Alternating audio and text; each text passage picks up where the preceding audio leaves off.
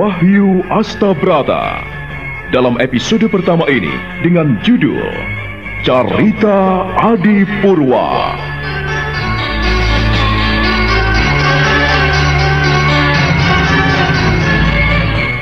Pada seri yang ketiga didukung oleh para pemain Aris sebagai Raden Mas Jolang, Wit Hendra sebagai Pangeran Mangkubumi, Hari Akik sebagai Adipati Mondoroko, Rusli sebagai Pangeran Puger, Edi Dosa sebagai Pangeran Joyorogo, dan Asdi Suhastra, pembawa cerita. Selamat menikmati.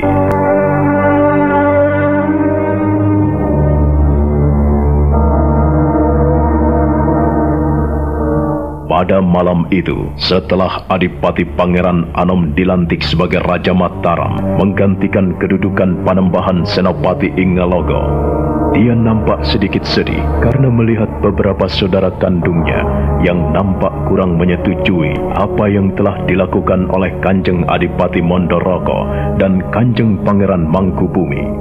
Dalam pesta perayaan itu, dia mendengarkan sepenuhnya apa yang diwejangkan oleh Kanjeng Adipati Mondoroko dan Kanjeng Pangeran Mangkubumi. Syukurlah, Ger, cucuku Raden Mas Jolang.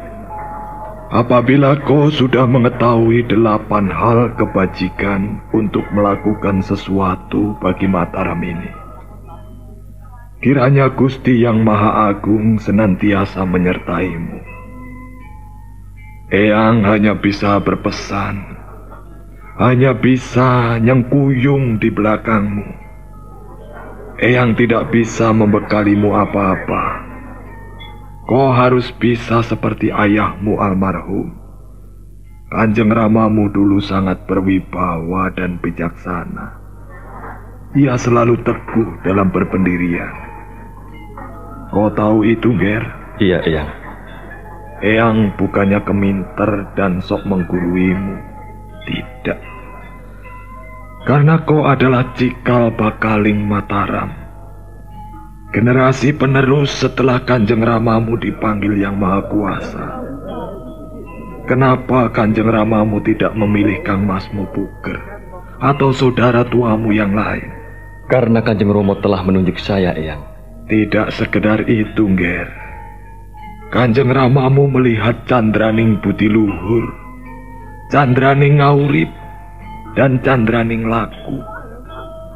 Hanya di dalam dirimulah ada cikal bakaling Mataram. Kau adalah bibit unggul. Kepadamulah Mataram berharap kelak berdiri menjadi negara besar. Sejak lama sebelum Kanjeng Ramamu berdiri sebagai seorang sultan, sebagai seorang panembahan di Mataram ini, Kanjeng Sunan Giri sudah mengatakan bahwa di Mataram ini akan berdiri sebuah negara yang akan menguasai Nusantara ini.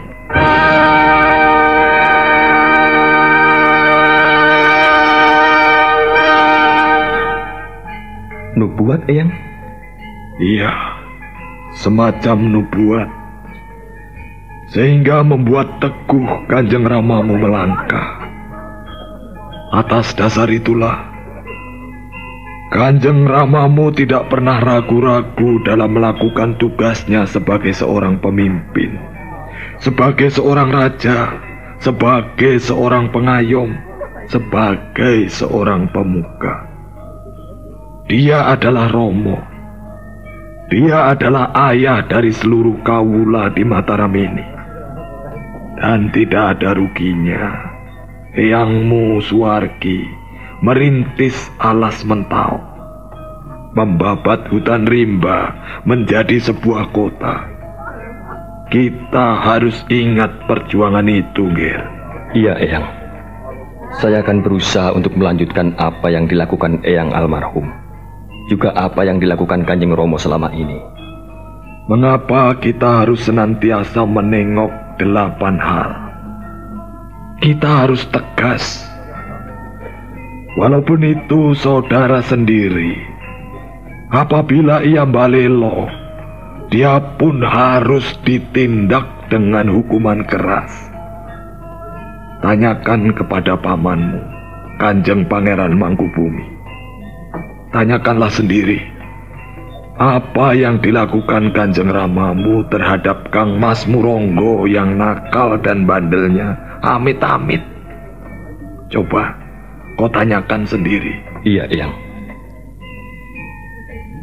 Kang Mas Muronggo itu kalau diberitahu Kanjeng Ramamu tidak pernah mendengarkan.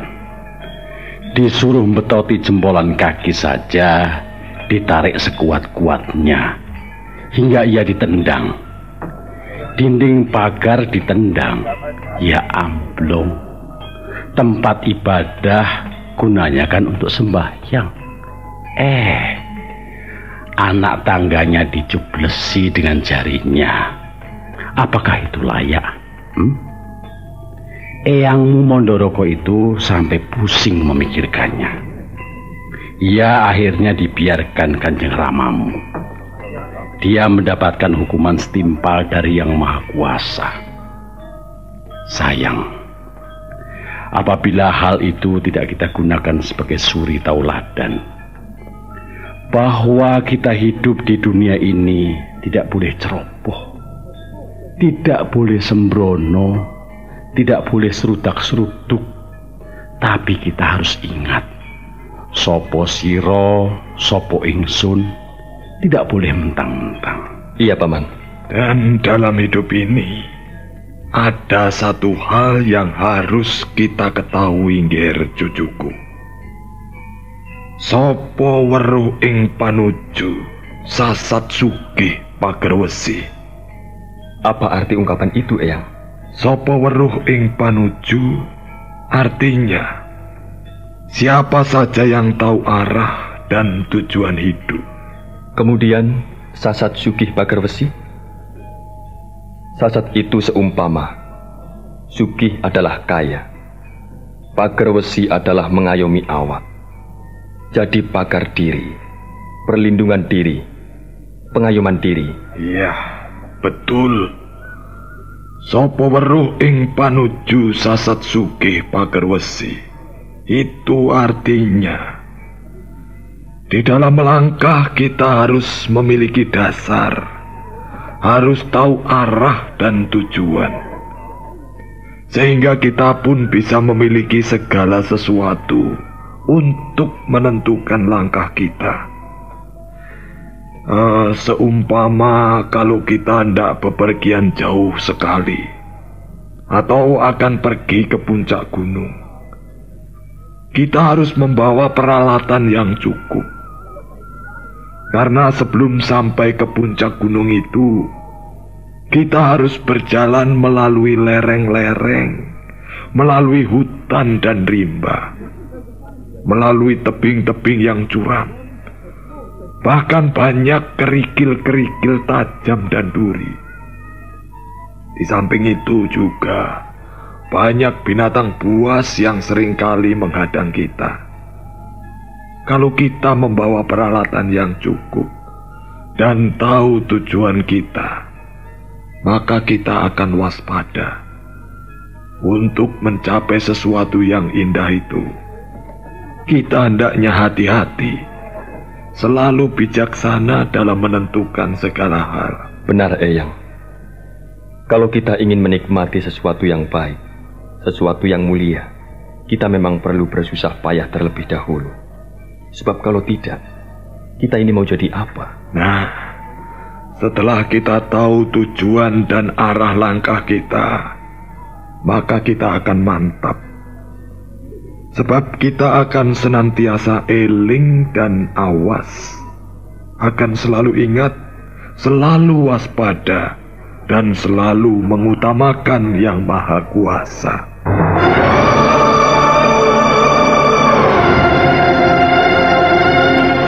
Raden Mas Jolang atau Pangeran Adipati Anom yang sekarang bergelar sebagai Panembahan Mataram itu kini nampak tenang sekali. Dia bersedekap, duduk di antara paman dan eyangnya. Ki Juru Mertani atau Adipati Mondoroko sangat puas melihat cucunya kini duduk dengan tenang. Bahkan pancaran wajahnya menunjukkan dia adalah seorang yang pinunjul, seorang yang utama yang kelak memimpin Mataram dengan baik. Kita tinggalkan Pangeran Adipati Anom. Kita menuju ke Wisma Pangeran Mataram, di mana Pangeran Puger masih nampak juga limbung dan tidak puas.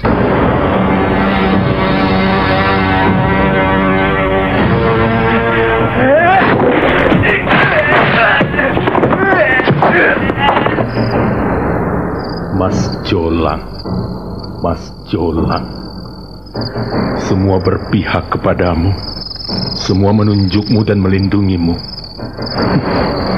Purboyo nampaknya juga setuju kepadamu.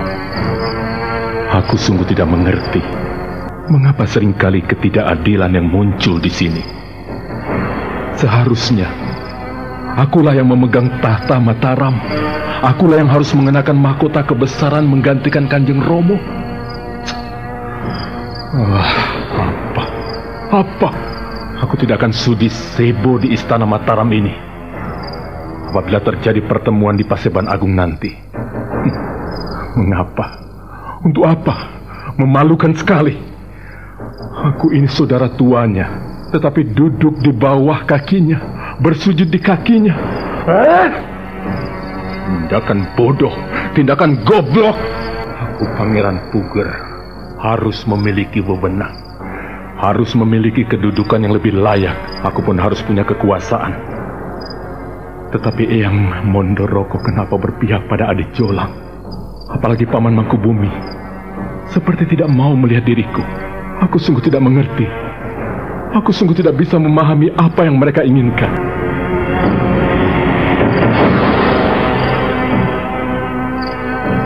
Kau belum tidur, Kakang? Kau Adi Joyorogo, ada apa? Kau pun nampaknya tidak bisa tidur. Kau masih juga belum puas, Kakang Puger. Untuk apa menyesali sesuatu yang sudah terjadi?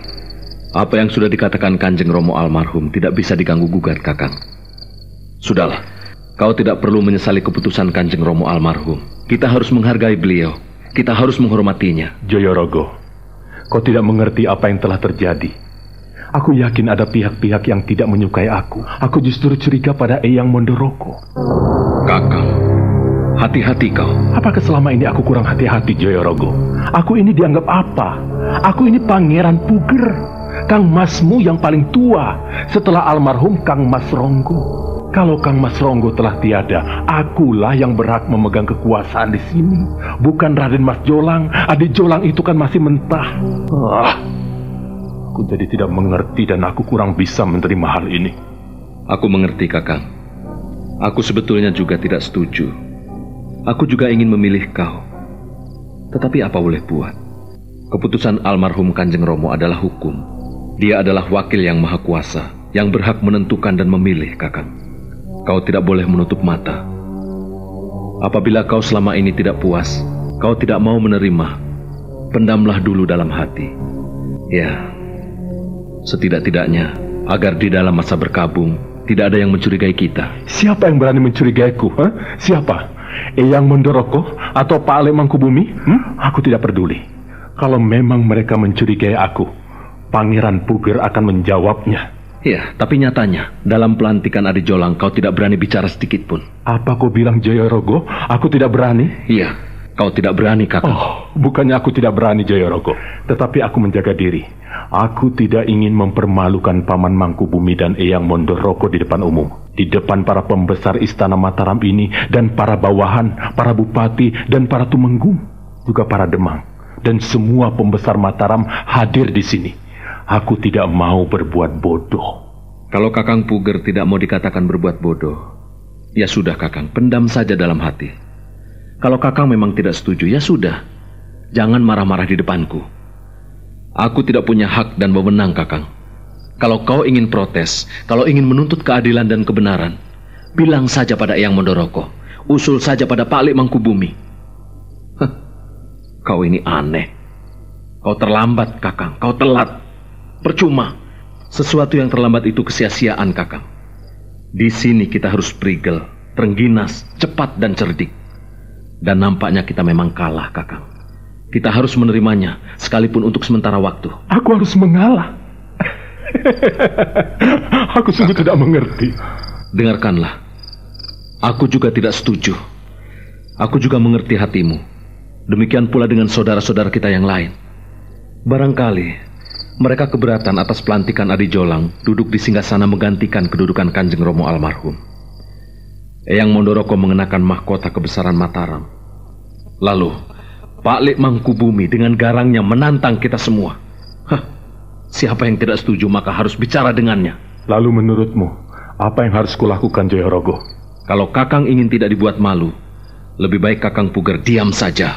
Diam adalah emas, Kakang. Tetapi tidak selamanya diam itu merupakan emas, Adi Jayorogo. Kalau aku tidak bicara, lalu siapa lagi yang berani menentang dan menegakkan keadilan serta kebenaran ini, ya? Kau benar, Kakang Puger. Memang tidak selamanya diam itu emas. Akan tetapi lihatlah situasi dan kondisi saat ini. Lihatlah keadaan, Kakang. Kita masih berkabung. Sekalipun kita mengadakan syukuran dan hajatan untuk pelantikan adik kita. Namun ku minta Kakang Puger juga menghargai masa perkabungan ini. Percayalah akan hal itu, Kakang. Menghargai leluhur itu jauh lebih mulia daripada melupakannya. Nampaknya kau pun sudah mulai pintar menggurui kakangmu. Aku ini lebih tua, Jayorogo. Iya, Kakang, aku mengerti. Tetapi ku mohon kau menghormati Kanjeng Romo almarhum. Ingat, Kakang, hargailah Kanjeng Romo almarhum. Jangan sampai ia berduka di alam sana. Romo sudah mati. Ia tidak akan pernah tahu apa yang kita lakukan. Kakang Puger, kita ini adalah harapan Kanjeng Romo almarhum. Beliau juga ingin supaya kita turut serta memajukan Mataram. Kalau kita mementingkan kepentingan diri kita sendiri, mana ada yang mendukung kita? Mana ada? Setidak-tidaknya tahanlah perasaanmu sampai masa perkabungan ini selesai. Siapa yang bisa menahan kejengkelan hati? Siapa yang bisa menahan rasa tidak puas? Dan siapa yang bisa menahan kecewa? Lalu apa maumu sekarang? Aku menuntut hakku. Terlambat, Tidak Kakang. ada yang terlambat. Tuntutlah pada Eyang dan Pak Lek. Aku tidak ikut campur, Kakang. Jayorogo, tunggu!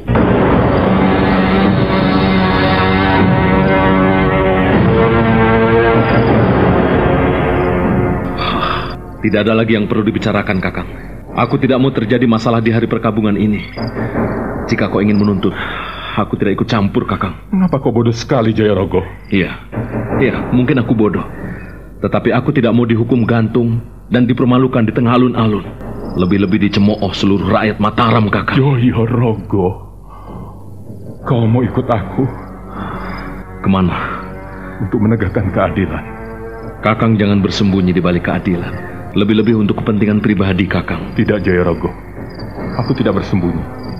Tetapi aku betul-betul ingin menunjukkan keadilan dan kebenaran. Keadilan dan kebenaran yang bagaimana lagi, Kakang? Aduh, Jayorogo, kau ini makan apa? Hak kita telah terampas, Jayorogo. Mengapa kau menutup mata? Aku tidak menutup mata, Kakang. Tetapi aku belajar menahan diri. Tidak baik kita rebutan balung, sementara masih banyak daging berkelimpahan. Kalau kita lengah, akibatnya fatal sekali, Kakang. Kau pengecut. Terserahlah, apa katamu, Kakang? Kalau kau masih menutup matamu, sama halnya kau berpihak pada mereka yang tidak benar. Kakang Puger, sudahlah. Aku tidak mau bicara lagi, Kakang. Jayorogo, kalau kau tidak mau berbicara lagi, kumohon, Jayorogo, kumohon, kau mempertimbangkan apa yang telah kusampaikan kepadamu. Tidak, Kakang. Aku tidak mau mimpi makan bangkai.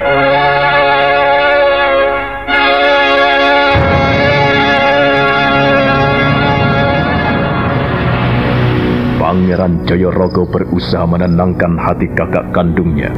Dia benar-benar sedih sekali karena Pangeran Puger menyimpan api dan bara dendam. Sekalipun Pangeran Jayorogo juga sedih dan kurang setuju dengan apa yang telah terjadi di Istana Mataram, namun dia memendamnya dalam hatinya yang paling dalam. Sebab bagaimanapun juga, hari itu adalah masih masa berkabung, di mana Panembahan Senopati telah dipanggil oleh Yang Maha Kuasa. Tetapi kemarahan Pangeran Puger tidak bisa dipendam lagi. Maka Pangeran Puger mengepalkan kedua tangannya dan giginya terdengar gemeretak. Matanya melotot memandang adiknya.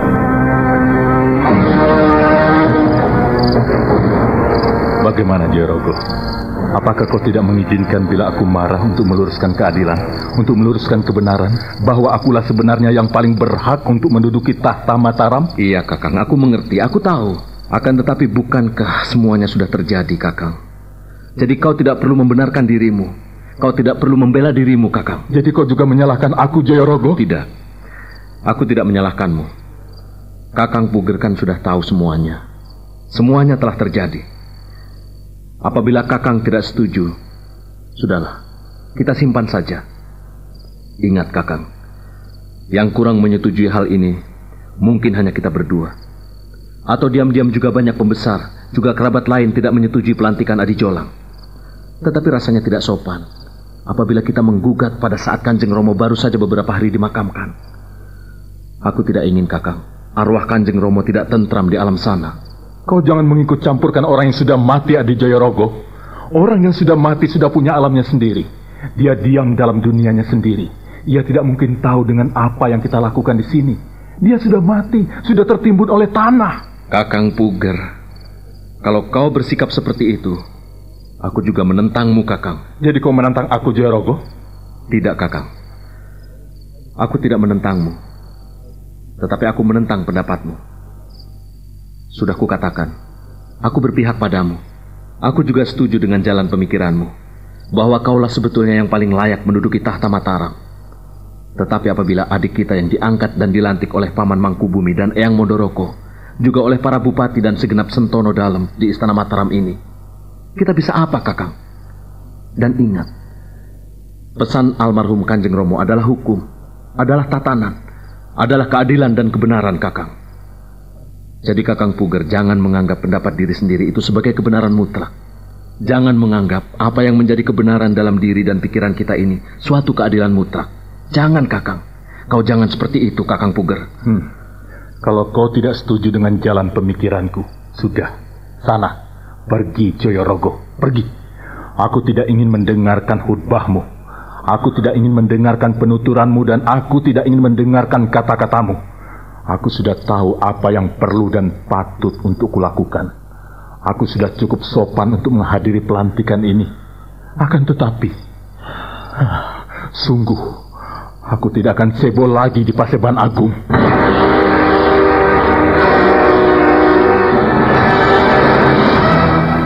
Pangeran Puger meninggalkan Pangeran Jayorogo, adiknya.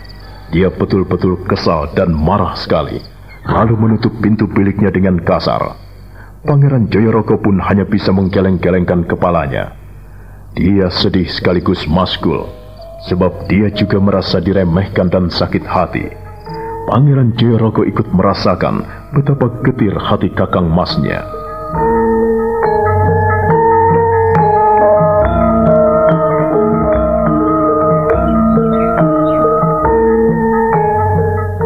Pada pagi harinya, di depan singgasana Panembahan Nyokrowati, nampak seorang lelaki tua yang sujud menyembah sampai 3 kali hingga dahinya menyentuh lantai paseban.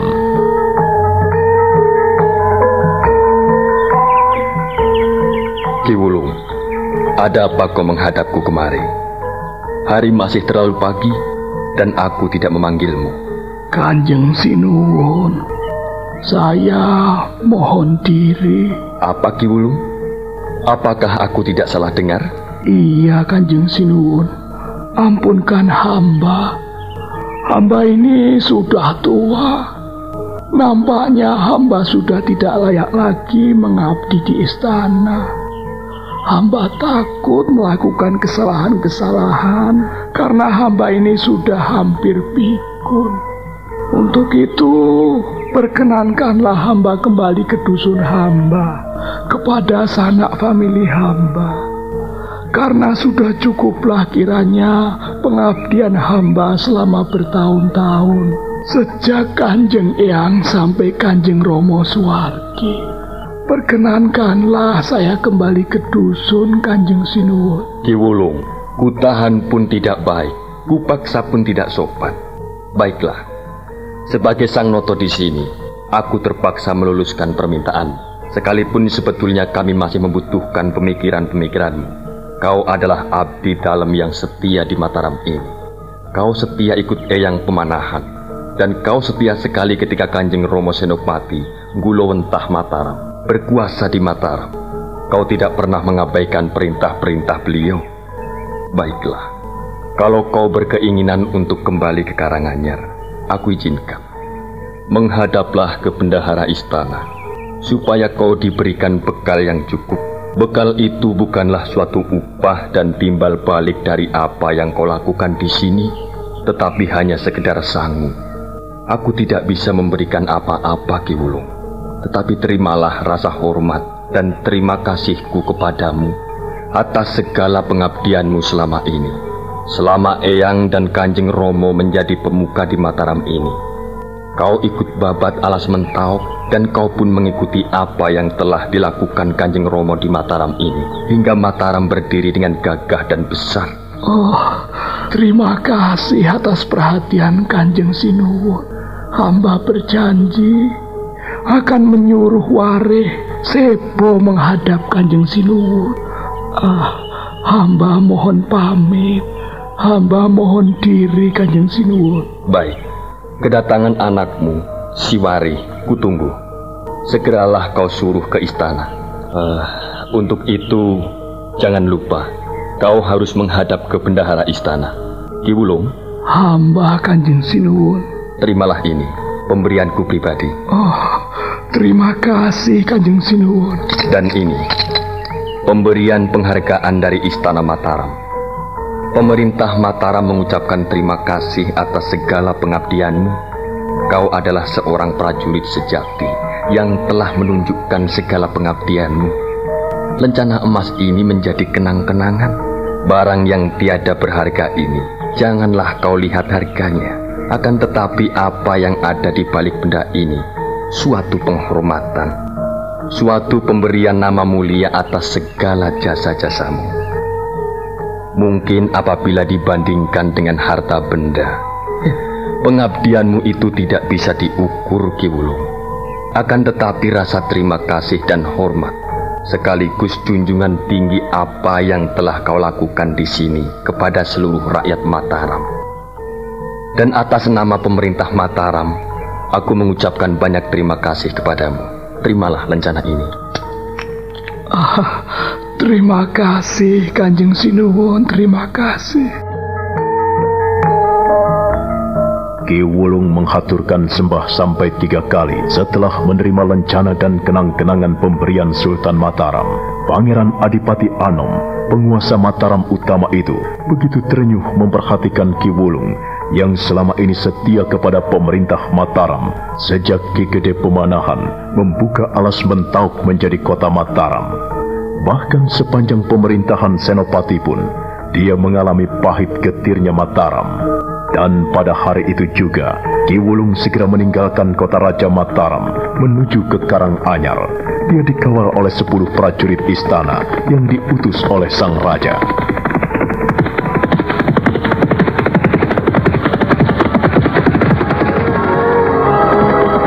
Debu mengepul di belakang 10 ekor kuda yang mengelilingi Ki Wulung. Ki Wulung pun mendapatkan seekor kuda hitam. Dia mengendarai kuda itu dengan kencang sekali karena sudah lama merindukan kampung halamannya. Dia tinggal di dusun Karanganyar, tak jauh dari pantai utara Jawa.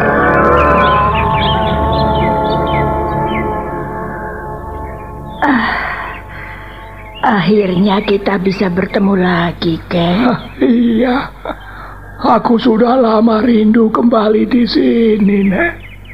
Aku ingin melihat anak cucuku. Bagaimana mereka? Di mana Wareh? Mereka nampak baik-baik sekali. Cucumu juga sudah besar. Ia sudah berumur 10 tahun. Oh. Dia ada di sini, Ken. Di mana? Di mana dia, Nek? Sukmo, Sukmo, Sukmo, kakek pulang, Nak. Sukmo. Ya, Kek. Aku di sini. Sini, Ger. Kakek pulang membawa oleh-oleh. Itu apa, Kek? Untukku ya, Kek?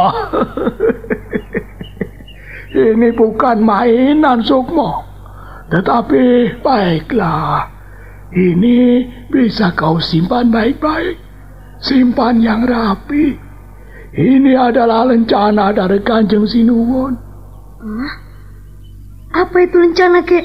Lencana itu tanda penghargaan dari Kanjeng Sinuwun Panembahan Nyokrowati. Kakek mendapat hadiah dari sang raja? Oh, iya. Ini adalah hadiah dari sang raja. Hadiah dari Kanjeng Sinuwun yang harus kakek simpan sebaik-baiknya. Namun, penghargaan kakek ini kuserahkan kepadamu sebagai tanda mata dan kenang-kenangan dari kakek. Siapa tahu, kelak kau jadi Manggoloyudo, Sukmo. Manggoloyudo? Apa itu, Kek? Manggoloyudo adalah seorang panglima perang. Panglima perang? Aku tidak mau berperang, Kek. Aku takut. Takut, Sukmo? Untuk apa takut? Kau bandel sekali. Menurut cerita nenekmu, kau selalu melawan bapak dan ibumu. Tidak. Sukmo tidak pernah nakal. Sukmo tidak pernah bandel. Tetapi Sukmo penurut. Tanya saja, bapak dan ibu masih ada? Ayo datang ke rumah, Kek. Iya. Ayolah. Kakek belum mampir kan? Pasti bapak dan ibu senang melihat kedatangan kakek di sini. Iya. Tapi kakek kan perlu istirahat dulu, Sukmo.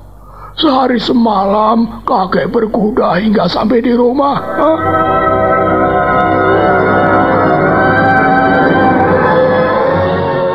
Istana Mataram itu jauh sekali ya, Kek? Iya, Istana Mataram itu jauh sekali. Kalau kita naik kuda, ya sehari semalam.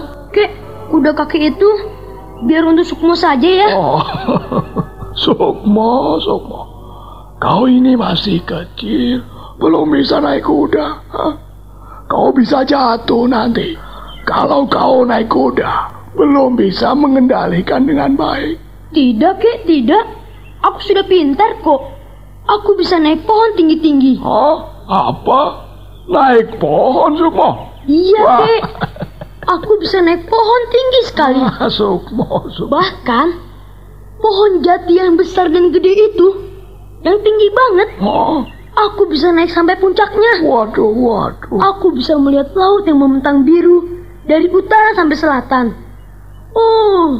Luas sekali. Kakek tidak percaya? Sukmo. Kau tidak boleh naik pohon tinggi-tinggi. Kenapa tidak boleh, Kek? Kan enak. Di atas pohon, anginnya bertiup kencang sekali. Udaranya segar. Dan kita bisa tiduran di cabang pohon. Kita juga bisa melihat jauh sekali. Bisa melihat langit yang luas. Bisa melihat bentangan laut yang biru dan indah sekali. Iya. Kau tahu, Sukmo, apabila kau naik pohon sampai tertidur di cabang pohon karena keenakan ditiup angin.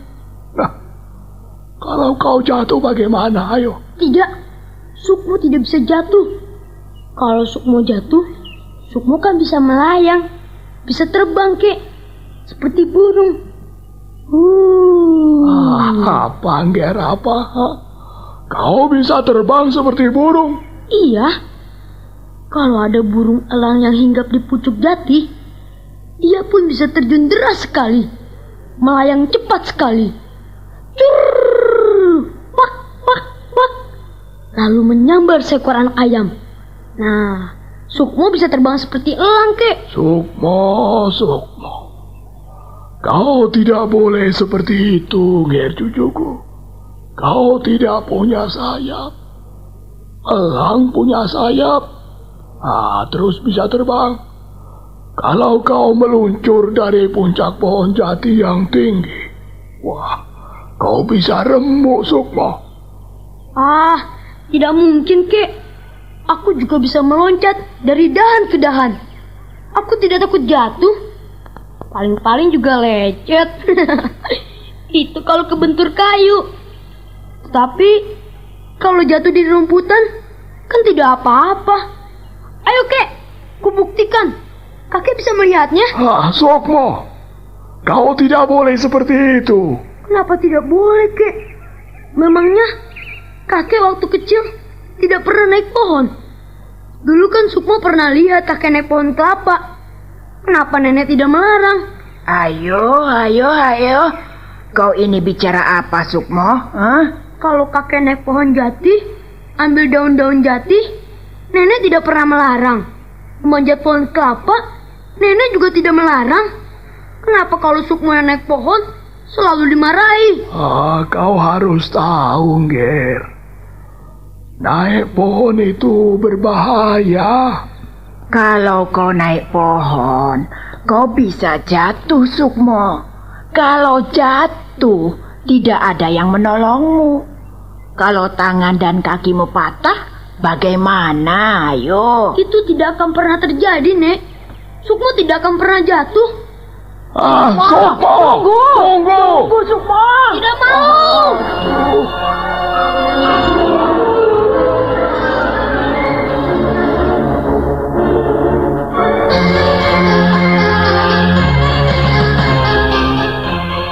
Sukmo terus berlari sambil membawa lencana dari kakeknya. Dia terus berlari meninggalkan rumah kakeknya. Dia berlari dan terus berlari menyusuri jalan setapak menuju ke rumah tempat tinggal ayah dan ibunya. Sukmo tidak menoleh lagi ke belakang, tidak memperhatikan nenek dan kakeknya yang terus ikut berlari mengejarnya. Bocah kecil itu nampak sakit hati karena dia tidak disetujui apabila naik pohon. Maka dia pun tak henti-hentinya berlari. Sesekali dia menoleh ke belakang, namun tidak melihat kakek dan neneknya yang sedang mengejarnya, sebab sudah terhalang pepohonan dan semak belukar. Nah, bagaimana kisah selanjutnya? Saudara pendengar, silahkan menunggu kelanjutan kisah Wahyu Astabrata ini dalam seri berikutnya. Sampai jumpa.